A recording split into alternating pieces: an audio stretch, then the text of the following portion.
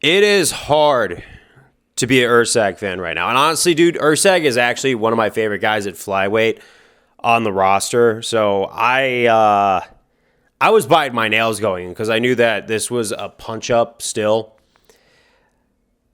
He wanted to prove himself again.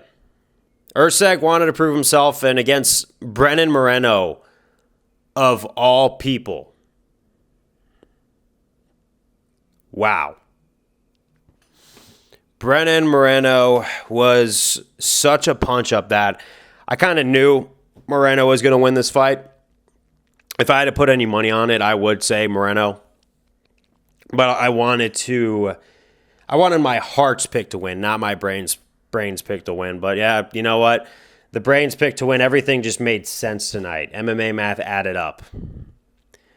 When it was the worst thing to happen. Oh, man. Getting a title shot on your fourth fight, being undefeated, being shuttled, skipping all those styles, and then coming really close to beating Pantoja by like a round. Then what happens? Kai Kara-France KOs you because you haven't managed as many power strikers like Kai Kara-France. And Moreno, if Pantoja didn't exist, Moreno would be the champion, or at least Royval, right?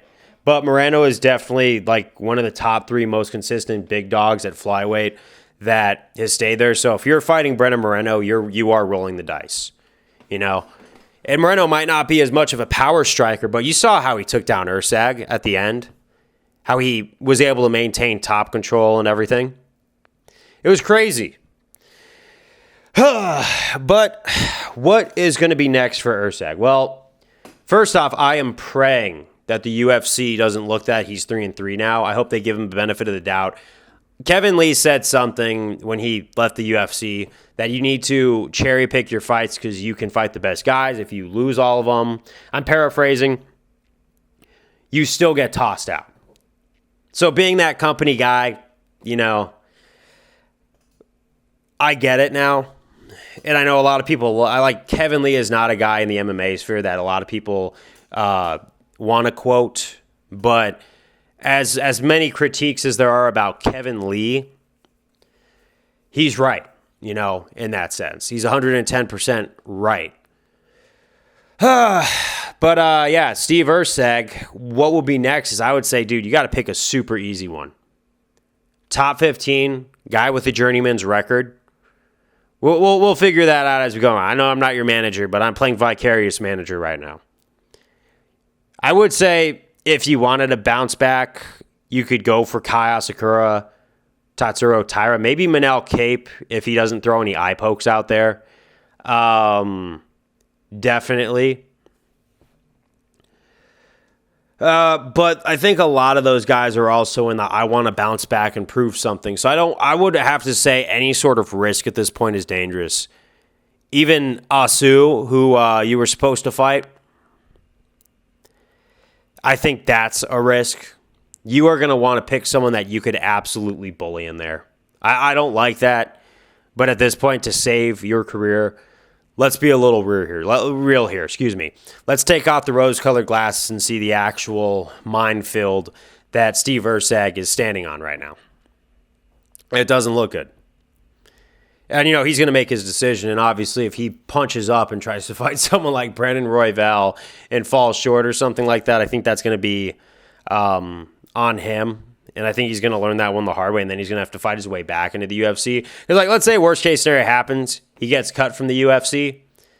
I don't think he's going to have a problem fighting his way back because he's a talented guy who just needs more time to hone those talents and to make them work for something and put together a masterful style. Because even on that first title shot, you could tell that it was holes in his game that held him back from getting that title.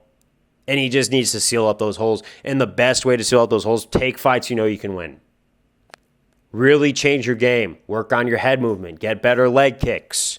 Your distance management was really good, but you can't just keep fading in and out of range. There comes a certain point where that doesn't cut it anymore, and you have to like move some head movement, and with that head movement comes some really clean shots that go in. But That's what I got to say. He's a steak that needs some seasoning on it. I know he could do it.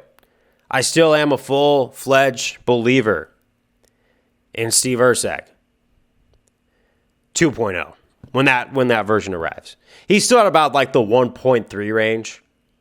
Give him a couple cans, so he will be Steve Erceg 2.0. Super refined, heavier striker, because he did outstrike Moreno in volume.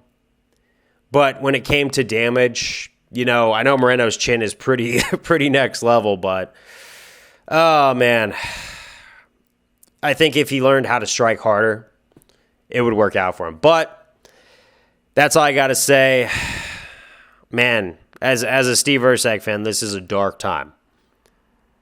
But peace.